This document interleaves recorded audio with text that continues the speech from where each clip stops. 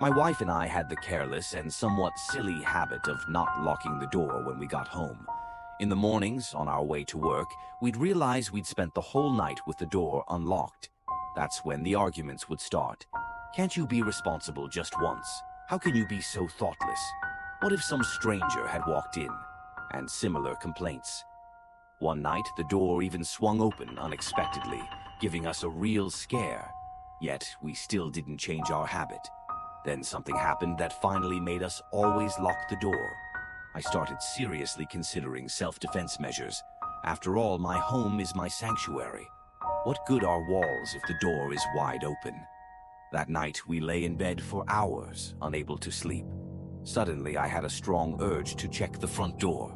I didn't really want to get up, but the feeling was insistent. I got up, went to the hallway, and pushed on the door.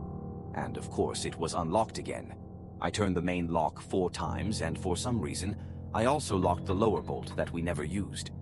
As I took a couple of steps back towards the bedroom, I heard strange noises from the other side of the door, like someone was brushing their hands along it, almost as if a blind person had come up against an unfamiliar barrier and was feeling it out.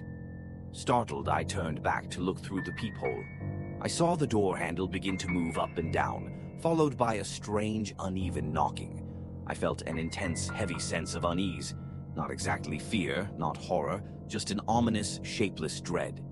Peering quietly through the peephole, I saw a dark figure wrapped in tattered rags, crawling on the landing outside. It wasn't walking, it was crawling, sniffing the air, listening at the doors of the apartments. Several times it approached my door and stared at it intently. My heart nearly stopped. My wife stayed completely silent, her face pale, holding back tears. Every now and then she ran her hand along the edge of the blanket, trying to avoid making any noise. Eventually, the first light of dawn appeared outside. An hour later, we started to calm down. I wished she hadn't seen any of it. She's still shaken. She even asked me to find us a new apartment, but this place is just a rental. I'm not comfortable here either anymore. And I keep thinking, what if I hadn't locked the door? Would we have been found with everything turned upside down, walls covered in blood? It's too horrible to imagine. Just make sure to lock your doors and check them every night before bed.